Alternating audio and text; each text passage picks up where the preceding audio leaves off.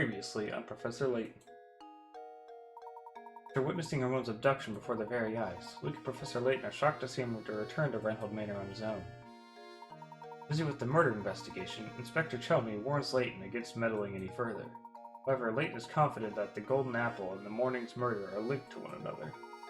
Finally free to move about, Layton and Luke begin their search for the Golden Apple in earnest. Welcome back to Professor Layton, everybody. We are trying to find any answers we can find about the Golden Apple.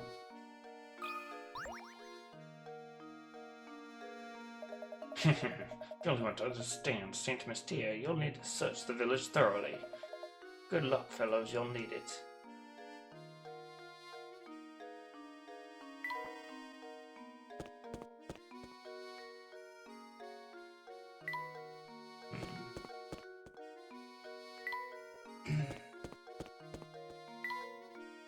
I could ask at the end, but I don't feel like it.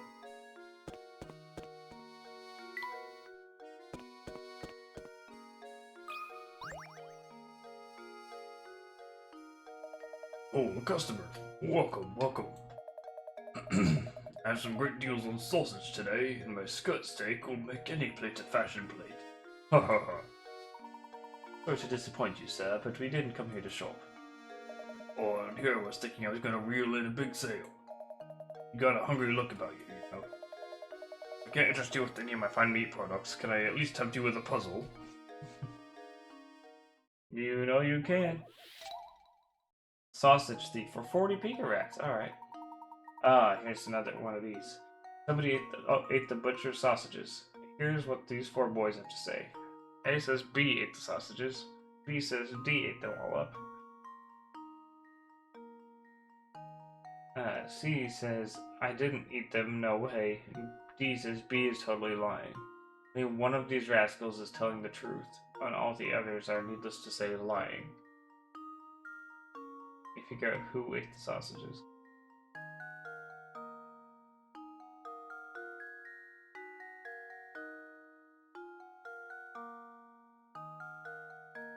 I'm gonna say D ate them, right? Because if D tells the truth, that means that B didn't eat them, because A says B ate them, so if that's a lie, B didn't eat them. Because if C lies, then...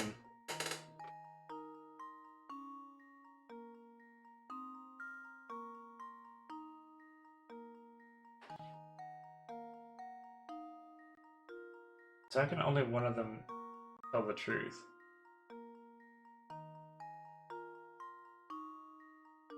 So if A is, let's just go through this. If A is telling the truth, that means that B is lying and D did not eat them all up. C is lying and he did eat them. Or B is lying. And B is telling the truth about D eating them because he's lying. So it's not A. Or A isn't telling the truth. Because if B or D is telling the truth, then, or if neither B nor D is the person telling the truth, then they're both lying, right? Or one of them has to be telling the truth.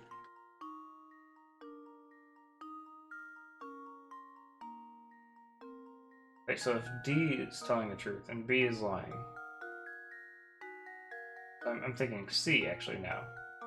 So if D tells the truth, D says B is totally lying. So if D is telling the truth, that means that D did not eat them because B was lying. And B didn't eat them because A was lying. And C did eat them because he was lying. So I'm gonna go C. Well, here's my guess. Let's go. Layton's apprentice saves the day. C ate the sausages, and the only person telling the truth here is D. If you assume A to be the culprit, both C's and D's statements must be correct. Choose B and the other boy's statements must be true. If you make D out to be the criminal, then what B and C are saying must be true. None of these possibilities fit the conditions set forth in the puzzle. Hey, you're pretty good at this.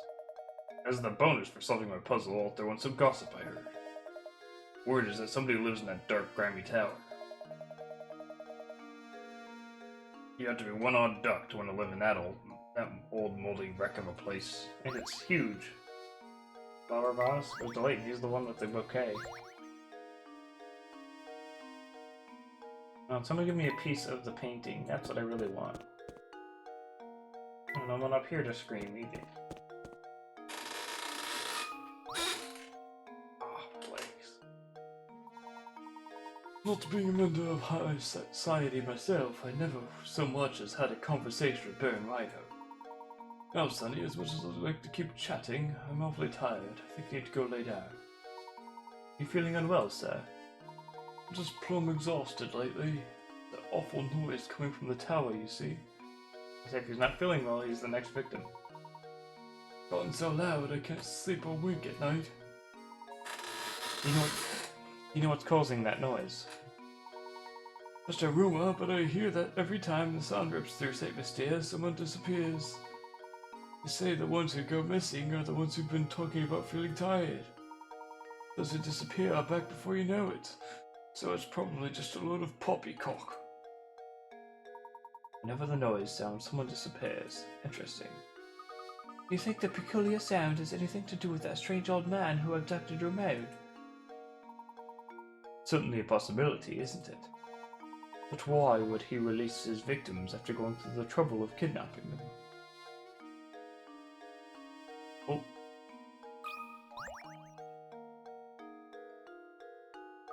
Professor, there's something on the ground here. You're right, it appears to be a scrap of paper. You check if there's anything written on it. Sure thing. Let's see here. The boss complimented my latest model today. He's a good guy, and he's given me a new sense of purpose. I'm sure this is my true calling. I want to perfect my skills so I can repay the man for his generosity. This sounds like a great deal like a journal entry, doesn't it? Judging by how the writer uses the term the boss, I imagine he was under the employ of the Baron. I've constructed models to fit every situation, just like the boss asked me to do. I gotta smile when I see how interested he is in them. That's the end of the entry. You suppose this person made some sort of models for a living?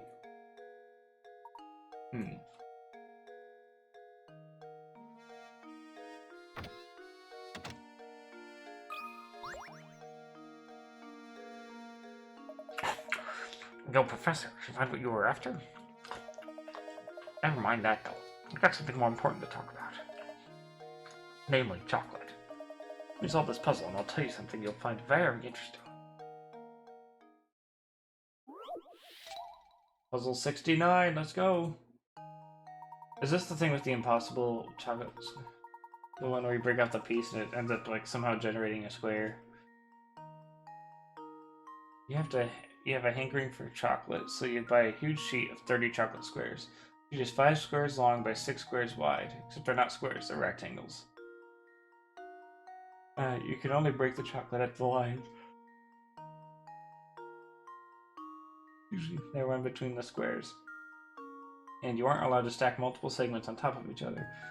Keeping those rules in mind, what is the fewest number of times you'll need to break the chocolate in order to separate each of the 30 chocolate squares?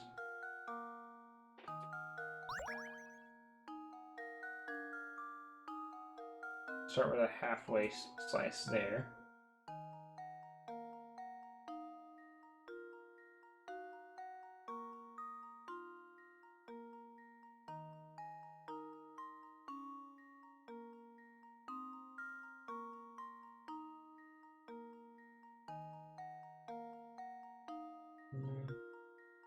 Two.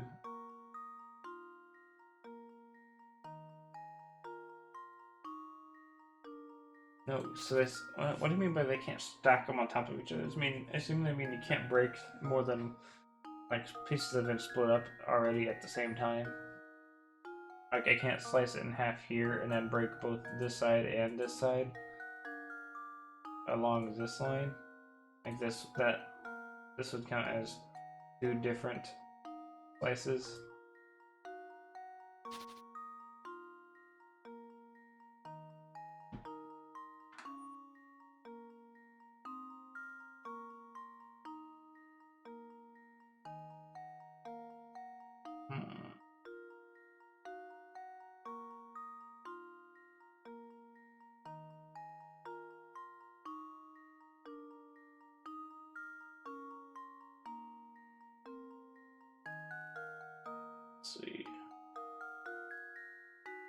It'd be more beneficial to like something like this.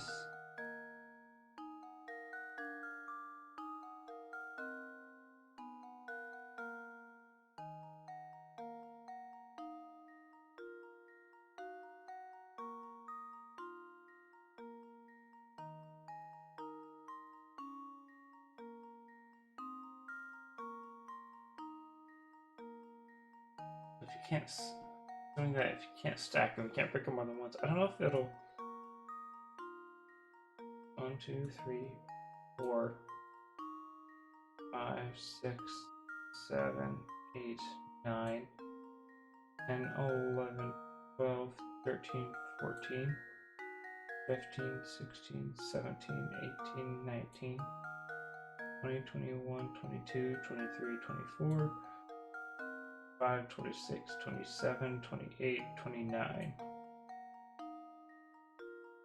I feel like it's not going to matter because at some point you're still going to have to break off each edge around every single square.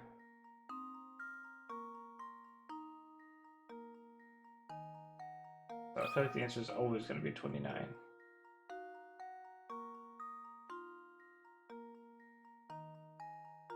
Now I'll take my 9's a 4.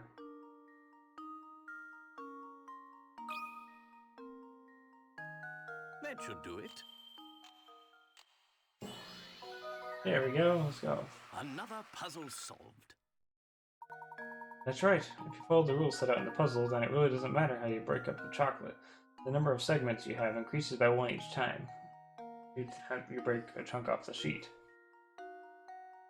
Start with 1 segment of chocolate, so 29 breaks later, you should have 30 segments. Yeah, I guess that makes sense. I didn't think of it quite that way. I was just picturing it in my head. Oh, it makes sense. Okay, hot info I promised. If you want to experience the best dining in St. Mystere, you've got to check out Cruton's restaurant. Everything he makes is RUMMY. Yummy. Don't even get me started on the stews, you have to try it yourself.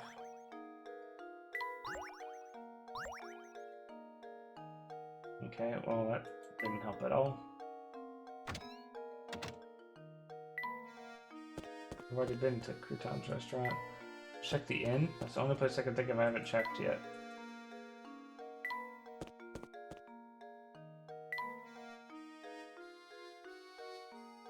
Can I get in here?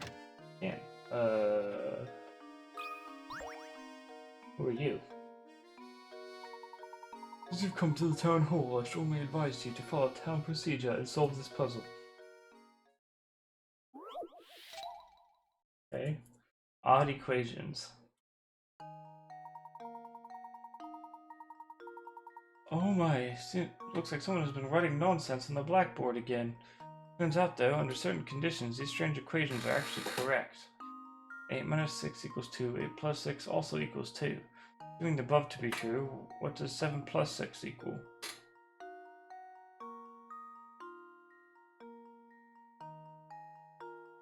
What? These strange equations are actually correct.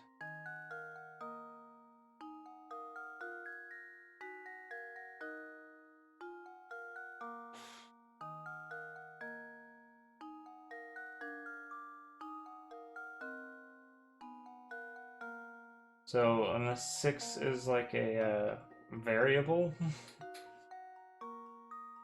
that equals -6, but then the first one is just a regular 6. But then I wouldn't have a way to know which one the 7 would be. Or if I'm adding the variable or the regular one.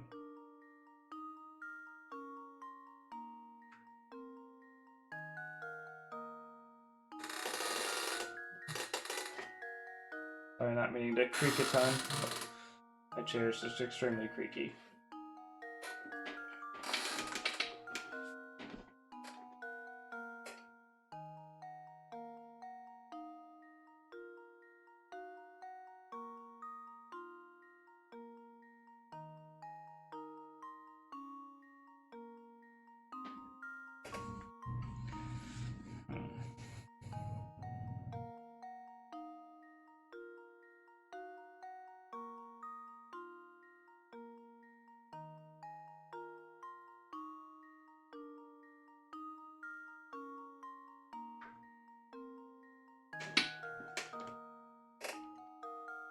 trying to think. Well, we're holding with 8 plus 6 equal 2.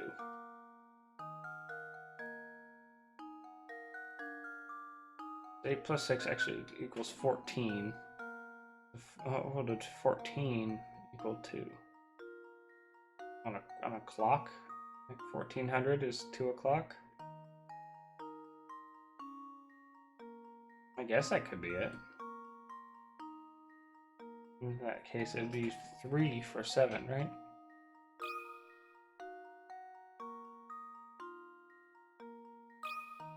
Try that out. There we go. Nope. Okay. Frankly, I'm ashamed.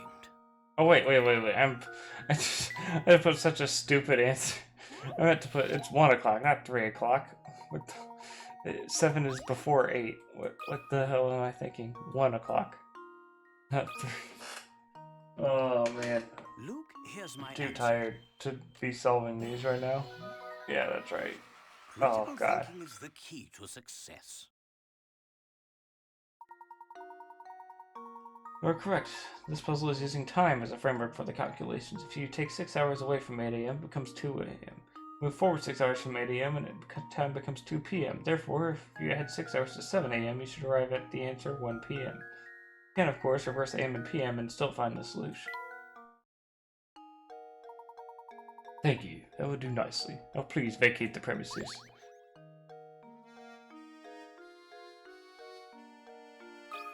Excuse me. I have a form to file for the business here. I strongly advise that you scribe. Okay.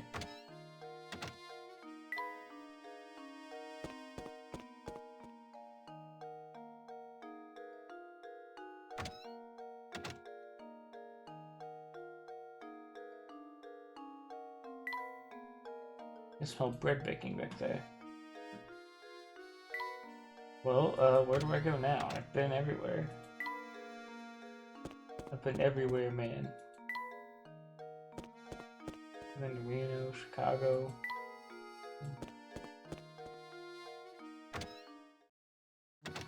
Cafe, maybe? Nope, no one's here.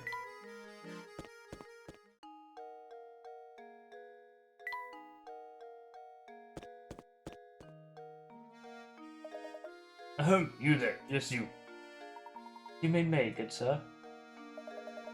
Yep, you. This flower vase is yours, right? I've been keeping it nice and safe for you. What? I've never seen anyone just forget something like this while shopping. You're a vase case. Ha ha. I'm sorry, but you must be mistaken. I've never seen that vase before in my life. What? The fancy vase doesn't belong to you. So why'd that guy tell me to give this to you? What did this man look like? My hat has a way of obscuring certain details from me. That's the worst, I tell you. Haha. Back to the issue at hand. The mystery man wasn't a regular around here, that's for sure. Don't sweat it though. Just give it back to the guy. I'll just give it back to the guy next time I see you. Still, speaking of flower vases, I know a puzzle I bet you'll like. It's not a hard one or anything, but it's the least I can do for bothering you about the vase. That was weird. We'll knock over this fabulous vase and shatter it. Okay.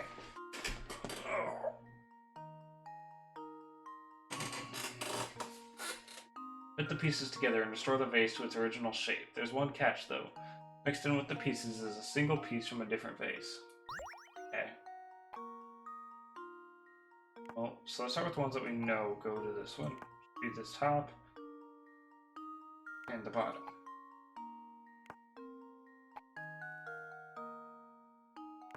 That one fits in right there. Or I guess the ones that are on the edges make it easy, and then we just do the one that's not. There, yeah, boom. Easy. There we go.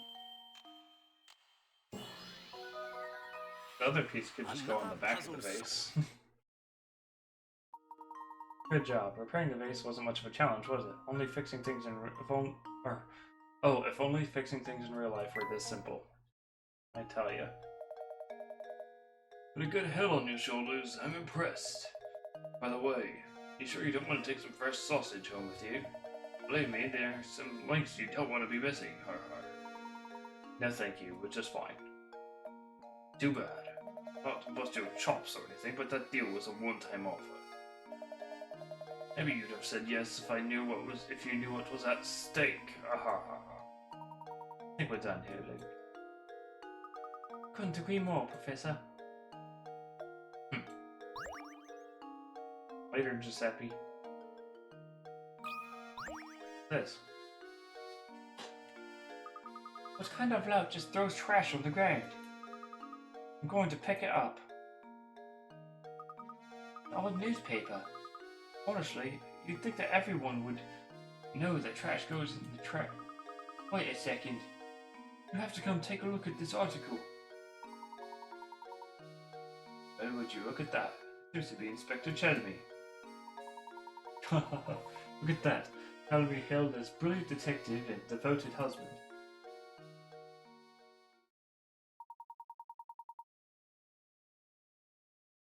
Chelmy hailed as brilliant detective and devoted husband. Chelmy celebrates each successful case with his favorite trait, his wife's sweet potato fritters. Wow, saw that one coming. So gruff. I never imagined he had a soft side like that. Just look at that old grump grinning over his plate of sweet potato fritters.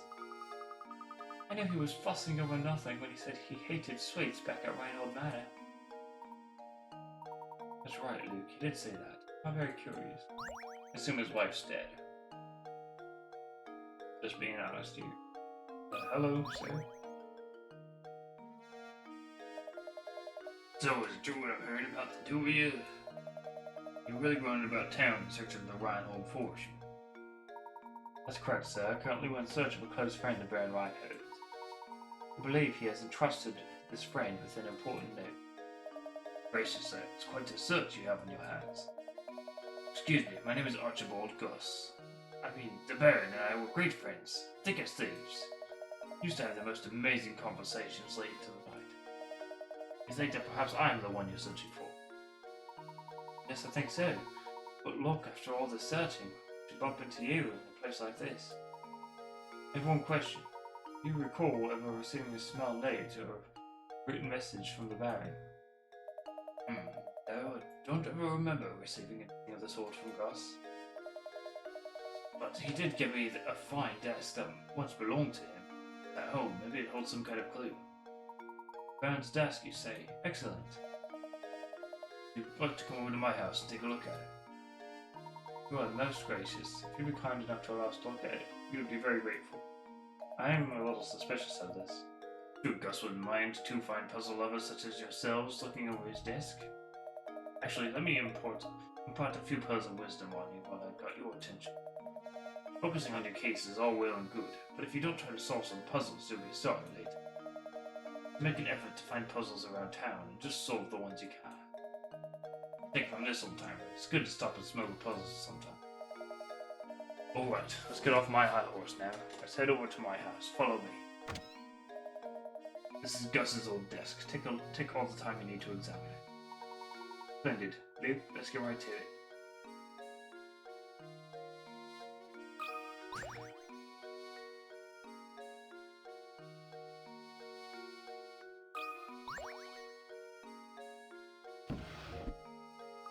There's nothing in here. Let's look someplace else.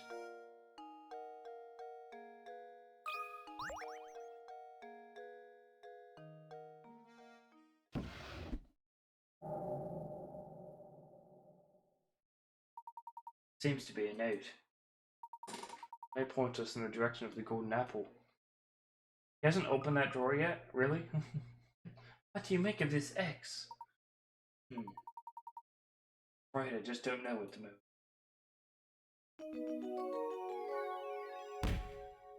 Chapter 5 has been finished. Go.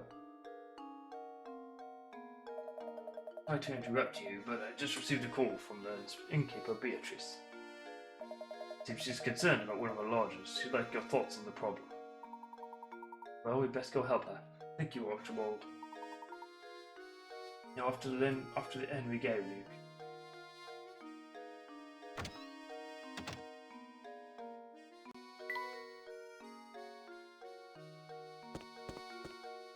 Alright, well, before we do that, I think I'm going to go ahead and end this episode here. That's a little short. It's quite shorter than the last episode. But I got things to do, places to be. So, thank you guys for watching. Catch you guys in the next one. Bye-bye.